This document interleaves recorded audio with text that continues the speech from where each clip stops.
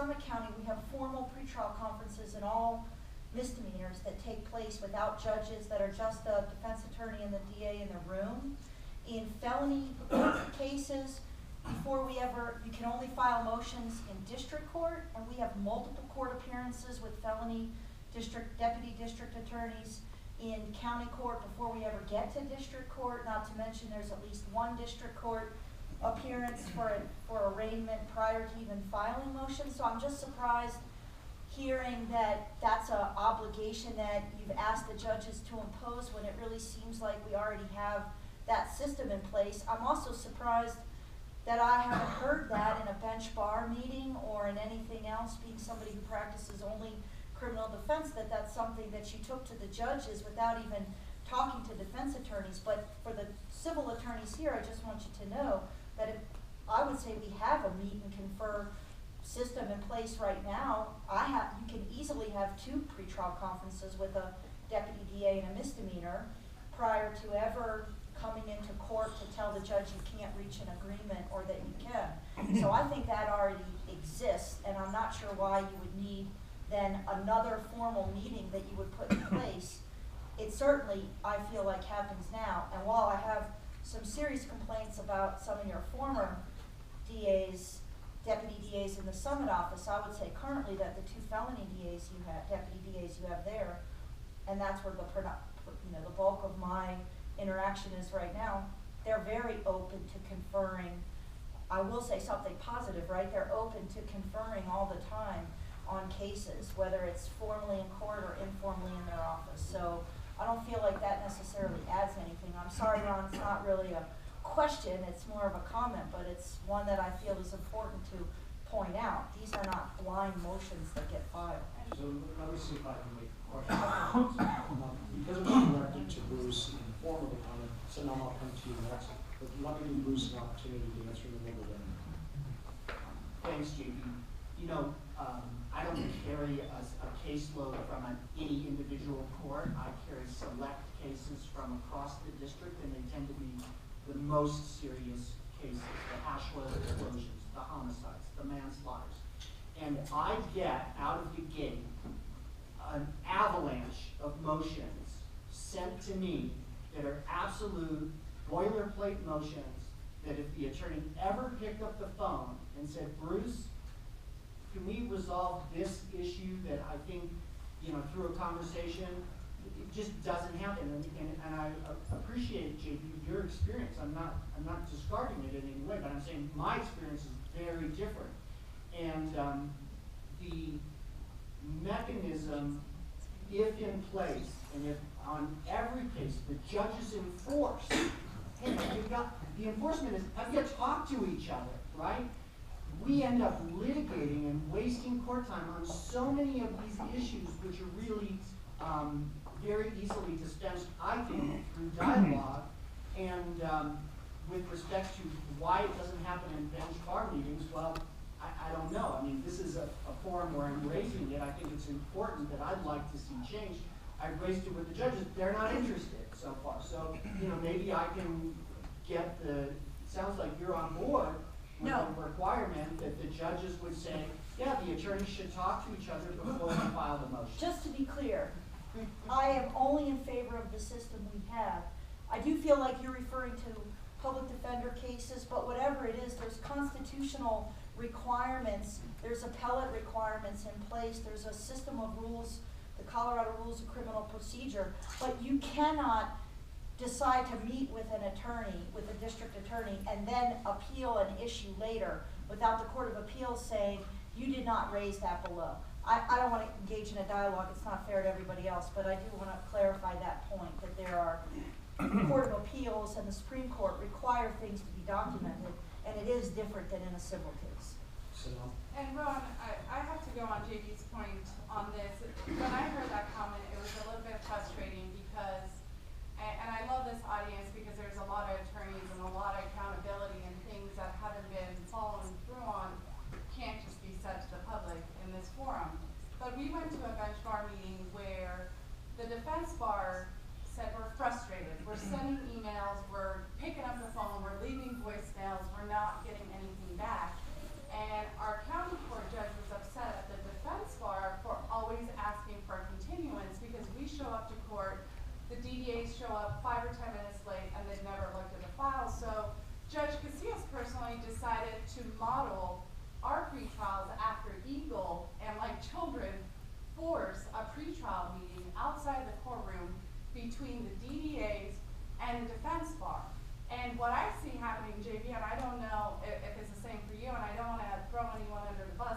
do like the DEAs we currently have, but now we're showing up to the pre-trials and it's like, wait, I haven't read this. I haven't even looked at this. So, you know, there's motion issues, at least on the county court level, that are unconstitutional that I would like to discuss, but because of the lack of preparation, my clients being on bond, which really is not a respected thing in our district, because even when a case needs to be dismissed, it takes, you know, 2 months and 3 phone calls and emails to finally get that dismissed, but there's no respect for the situation, or yes, for people's lives, but I end up filing the motions to get something going to force these deputies to actually look at the file. Because unless you're on the court docket and there's movement, they're just not prepared. And that's the simple truth of it. And you know, I've had so many motions on discovery violations, with videos being lost, with reports being lost, and you know, a problem with New World, and you know, there's always an excuse and never accountability. And instead of picking up the phone and saying, hey, what's going on, I have to file a motion and take up court's time because the DA's office will never take responsibility for losing evidence. And I know the entire defense bar has had this problem with the 5th Judicial. So I think the motions practice has been forced because your office is non-responsive or threatening towards the issues. Bruce Garrett? Thank you, Ron. I know in my own practice, I have seen it. In one case, a woman took a picture of another woman who then took her phone and she physically took it back. And they were both charged, and then the one whose photo was taken, her case was dismissed, and I had the one who took the picture. And I called and called and called Heidi McCollum. When she finally got around to calling me, it was 4:45 on the night before Thanksgiving, which is a passive-aggressive move to hopefully catch you out of the office and say, oh, I called you, but you didn't answer. Well, I picked up the phone, because it was my cell phone. Hello, Heidi. And got nowhere. I've gotten nowhere when I've gone to Mr. Brown. Gotten nowhere when I go to Ms. McCollum. Fortunately, the case went eventually, a couple of years ago, to Lauren Butler, and she recognized the law that you may use reasonable physical force to protect your property, and it was dismissed. I would like to have the deputy DAs in court 15 minutes before court starts, not 5 minutes late. That way any last minute details can be wrapped up in the 15 minutes before the judge walks into the courtroom, and then we don't have to reset the case and have everybody come back again on a different day. Let me ask a question. And because we have an incumbent here, I'm going to ask the question in 2 ways. I'm going to ask Sanam and Bruce Carey, what has this DA's office done well? And I'm going to ask Bruce, what could you do better? And Sanam, let me start with you. Wow. We have an answer for everything. I honestly don't know. I really don't know. You know, we talk about these big homicide cases, but the one homicide case that we had in Summit County, I think 1 in 3-4 years, Bruce Brown was on vacation. I think the 2 or 3 week trial that we had on the double homicide in Eagleville that just ended, the public defender's office told me that Bruce never showed his face. So I really want to say something good, but I don't know. I'm at a loss on this one. I do want to observe that Hillary did like them in this chamber. I know. I haven't met his children. I haven't met his children, so wow, I'm really sorry. I don't know. Bruce Carey? They have lined the pockets of defense attorneys rather well by giving out awful plea offers and causing things to be backed up for trial for a long, long time, raising fees among the defense bar. So Bruce, Brown, maybe that wasn't fully fair of me. So let me give you an opportunity to respond and then answer what you do there. Yeah, it isn't Hillary versus Donald. And I came from the big city in LA, and I'm used to big city politics. And I'll say when I moved to Clear Creek County in 2002, there was a sense that the Republicans would come to the Democratic events and the Democrats would come to the Republican events. And there was a collegiality.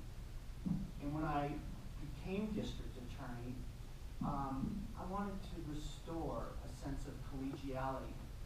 Even though it was the big city, we were a hell of a lot nicer to each other in LA than we ever were in Colorado as a whole. And so I had an open house in both Summit and Eagle and invited all the stakeholders, including the defense attorneys, to attend. Not one came. And so it doesn't surprise me that the comments that I get from Sanam and Bruce, it saddens me that politics in a small county there's a lot that happens out. I mean, every day I go to work, and that's my job, is to find areas that we can improve on. One of the things that has, to some degree, been set back is the amount of programming that might be available to defendants. But in the last 4 years, we've had 12 homicides in the district. A average prior to that was maybe 1.5 a year. Don't let me try to figure out what the half is. But we were saddled with the needs of the community in terms of the violent crime, and so we responded to that. Where do we go from here? You know, I think there's a lot of things that we can and will do better as we move forward. One of the things we've rolled out in the last few weeks, which is Vet Connect in Eagle County and Clear Creek County, which is a program to identify veterans who come into contact with the criminal justice system and then give them the help that they need either through the Veterans Affairs or through private mental health providers. And that's the type of thing that is really unique. I'll let you know there's not such a program in the entirety of the rural Colorado. For that, all of the veterans programs are strictly on the front end, Adams County, Jeffco, Arapahoe County. So I'm really looking forward to trying to have that happen. I wanted that to happen in year one. But like I said, my priorities don't always get to just drive per day. The criminals get to drive those priorities sometimes too. So something I like to do is give each of the candidates 2 mulligans. So if they feel really strongly about something, even though they've had an opportunity to speak, I'm going to put my hatch marks down, give them an opportunity to respond to something that was already said. So Bruce Carey, you're waving your hand. You get one of your mulligans here. Thank you. I suggested a veterans court beginning in Clear Creek County in April. It took a while for it to be copied, but it is copied now.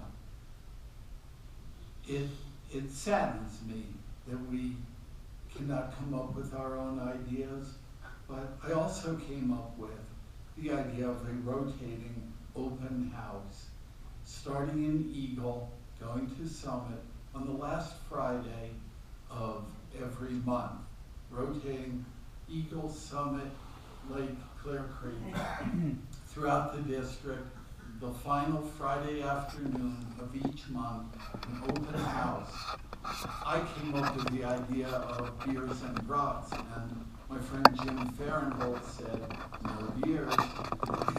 So I listened to him, and I would still do brats and soft drinks, and invite defense, have all the deputy DAs there, have the judges be welcome, and law enforcement be welcome. We argue during the day. In the beginning of this program, Mr. Brown talked about how we are adversaries. We used to play on the softball team together here in Eagle County.